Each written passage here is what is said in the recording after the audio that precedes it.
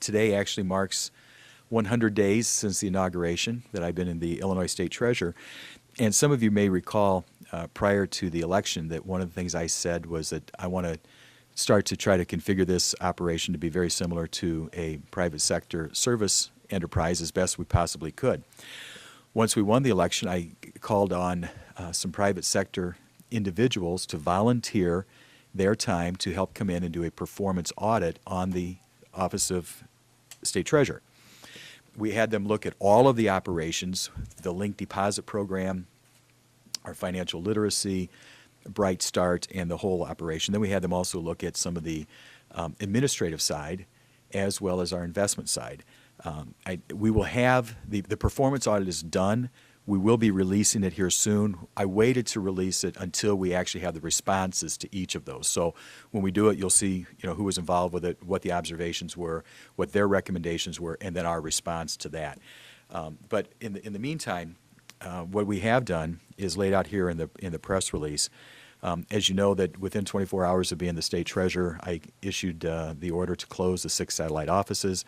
And within 30 days, those were closed down.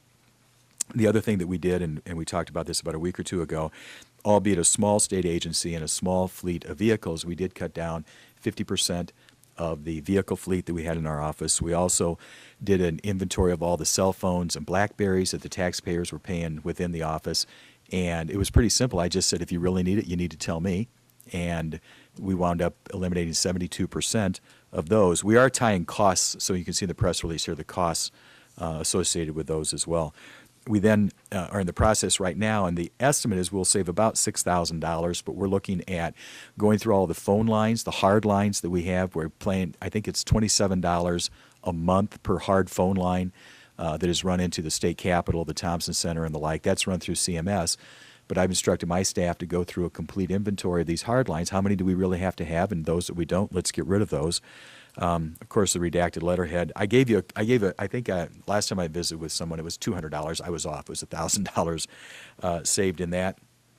We also brought in a new human resources information system. What that means is it is now electronic. So when the employees of the state treasurers come in, they actually go onto the in-house system to put down and log down the exact times they came in, what times they leave. If they're out of office, they would do an off-site report. That was not something that was in place before. We're also looking at a complete restructuring of our IT department. We've got a new director of IT having come in and looking at doing that. And the last thing we're doing now is, not last, but one of the other things we're doing is in regards to the offices. We're looking to actually, in the Thompson Center, we've got 2 floors of offices there. We're looking to consolidate because of space availability, everyone onto one floor. Now, all of these are really small things, but I think it's indicative of where I think we need to be going in regards to actual areas that I can control. This adds up to about $75,000 total. But the other thing that I think is important in what we did in our performance audit now in our first 100 days, as you may recall, I froze all of the linked deposit programs when I went into office. I said, I don't want to move any more of those. I want to make sure that we're doing what the consumer needs to have. And in the meantime, what we learned through this performance audit, that there was some linked deposit programs that were in existence for 4 years and only 3 transactions were done. So I said, okay, obviously it tells me either we don't have the right product or there is no demand for that. So we've gone through and done a complete consolidation and evaluation of those. In fact, the announcement we made yesterday at the Illinois Farm Bureau in cooperation with them was the new Ag Invest. It's the former Cultivate Illinois. We've rebranded it.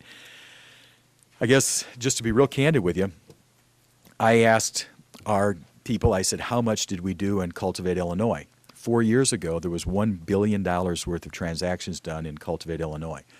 This last year, there was $25 million. So you can see there was a dramatic drop in participation in that program. That's where I met with the Illinois Farm Bureau, the president, and their team to review this. We met with our friends in the financial institutions community, the credit unions, the banking associations, the like, and said, what was the problem? And we have completely reconfigured that. Melissa, do you have copies of that too, the Ag Invest? Yes. It's a part of it, okay. And so you can see what we've done there. I'll be glad to compare if you want me to.